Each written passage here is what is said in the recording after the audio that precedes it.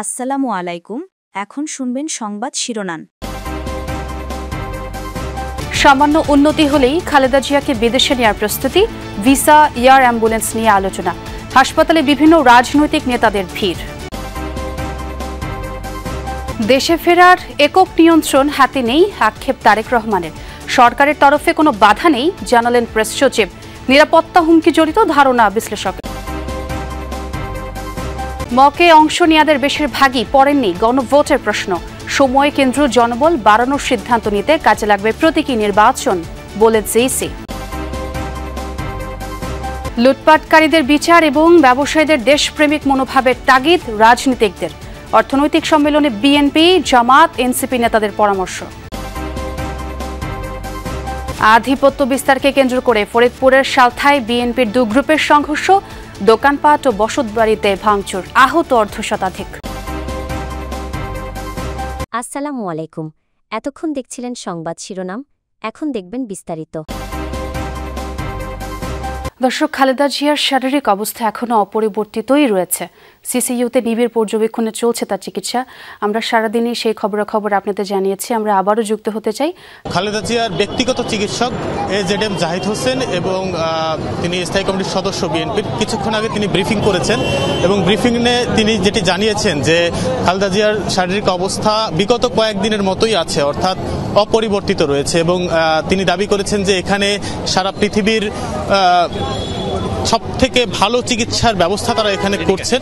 এবং যখন তার মেডিকেল বোর্ড এবং যে মেডিকেল বোর্ডটি দেশি এবং বিদেশি চিকিৎসকদের সমন্বয়ে গঠিত হয়েছে, সেই মেডিকেল বোর্ড যখন তাদেরকে ক্লিয়ারেন্স দেবেন, তখনই তারা আসলে দেশের বাইরে নিয়ে যাওয়ার ব্যাপারে ভাববেন এবং সেই বিষয়ে পরবর্তীতে জানাবেন বলে আমাদেরকে জানিয়েছেন। এবং তিনি কিন্তু এটিও বলেছেন যে বর্তমান আমাদের দেশের সরকার এবং একই সাথে পৃথিবীর বিভিন্ন দেশের সরকার কিন্তু এই মুহূর্তে খালেদা জিয়ার শারীরিক অবস্থা নিয়ে তারা উৎকণ্ঠা প্রকাশ করেছে, সেটিও তিনি বলেছেন।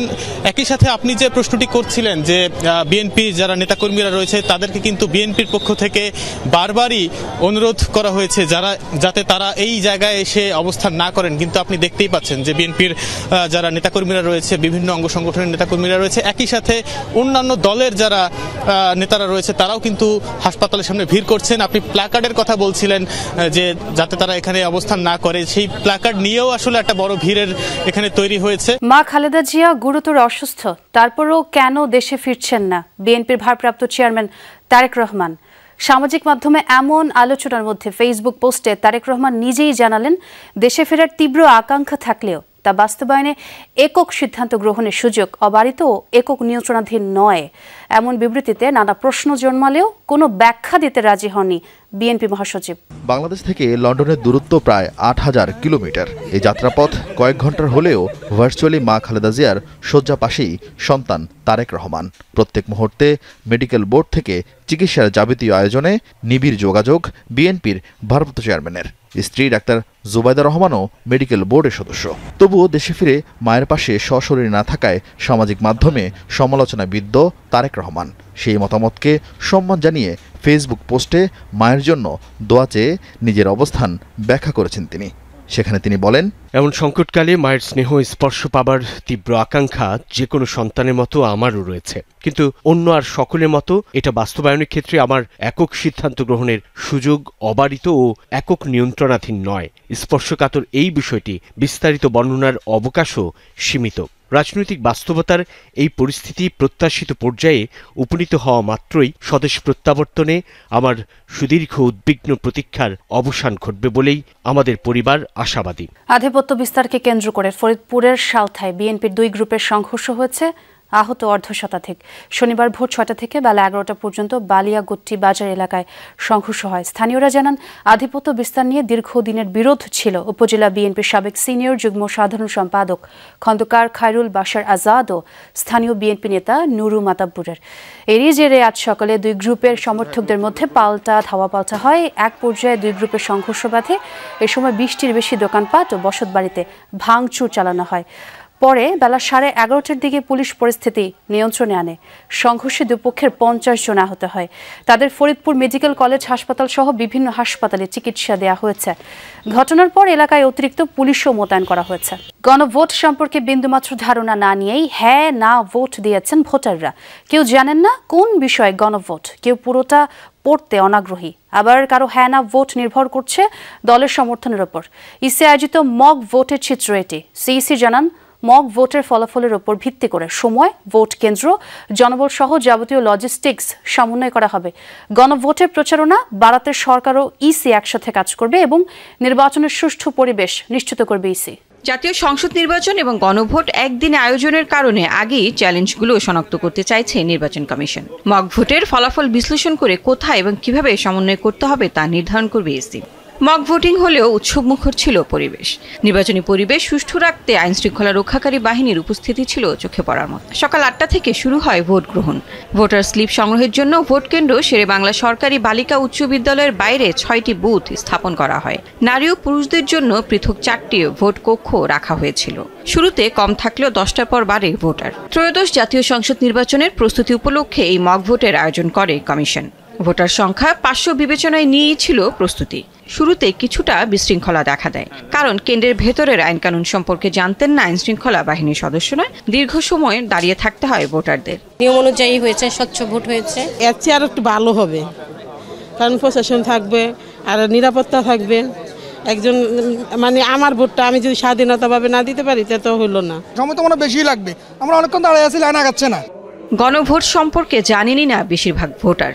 কারো পড়তে অনীহা, আবার কারো নেই সময়। হাতে গোনা কজন পড়লেও বুঝতে পারেননি তারা। যেমন আমি ভালোবাসি বিএনপি, না মানে হলো বিএনপি, আর হ্যাঁ মানে হলো জামাত। আমি হাত দলে নাই। সময় তো মনে বেশি লাগবে, আমরা অনেকক্ষণ দাঁড়িয়ে আছি, লাইন আগাচ্ছে না। গণভোট সম্পর্কে জানেনই না বেশিরভাগ ভোটার।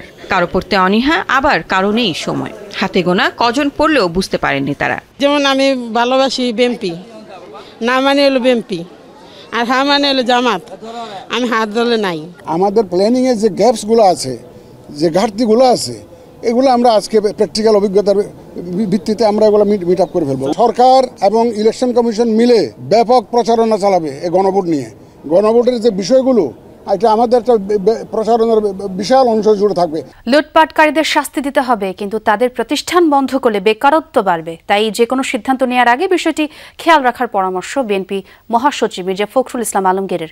আর জামায়াত আমির বলেছেন, ব্যবসা টিকিয়ে রাখতে যে সরকারি ক্ষমতায় থাকে তাদের সাথে সখ্যতা গড়ে তোলে ব্যবসায়ীরা। এর দায় ব্যবসায়ীদের নয়, রাজনৈতিক দলের। ভবিষ্যতে কেউ যেন লুটেরা না হতে পারে সে বিষয়ে পদক্ষেপ নিতে হবে। চতুর্থ বাংলাদেশ অর্থনৈতিক সম্মেলন 2025। শনিবার সকালে রাজধানীর একটি হোটেলে দৈনিক বণিক বার্তার উদ্যোগে এই সম্মেলনে আলোচনা হয় ব্যবসা, বিনিয়োগ ও সমষ্টিক অর্থনীতি নিয়ে। সম্মেলনের দ্বিতীয় ও শেষ অংশে অতিথিরা কথা বলেন অভ্যুত্থানের অর্থনৈতিক আকাঙ্ক্ষা ও অর্থনীতির গণতান্ত্রিকরণ বিষয়ে। কিন্তু তারপরেও বলবো, আমাদের সমস্যা তো অনেক বড়। এ সময় বিএনপি মহাসচিব অর্থনৈতিকভাবে দেশকে এগিয়ে নিতে তার দলের অবদানের কথা তুলে ধরেন। স্থায়ী কমিটির সদস্য আমির খসরু বলেন, টাকা ছাপিয়ে ঋণ নিয়ে কোনো অর্থনীতিকে টেকসই করা যায় না। আমাদের এই 15 বছর যারা লুট করেছেন, চুরি করেছেন, ব্যাংক ডাকাতি করেছেন, লুটপাট করে নিয়ে চলে গেছেন, তাদেরকে ধরেন, তাদেরকে শাস্তি দেন। তাদের যে ইন্ডাস্ট্রিগুলো আছে, তাদের যে শিল্প কলকারখানা আছে, সেগুলোতে যে হাজার হাজার মানুষ কাজ করছে, সেগুলো বন্ধ করে দিয়ে যে 14 লক্ষ বেকার হয়ে গেছে শুনলাম কিছুক্ষণ আগে, তারা যাবে কোথায়? যতগুলো 19টা 20টা 30টা যত পারমিশন লাগবে আমরা সিঙ্গেল উইন্ডোতে আনবো, and all departments should be connected and it should be done through e-governance.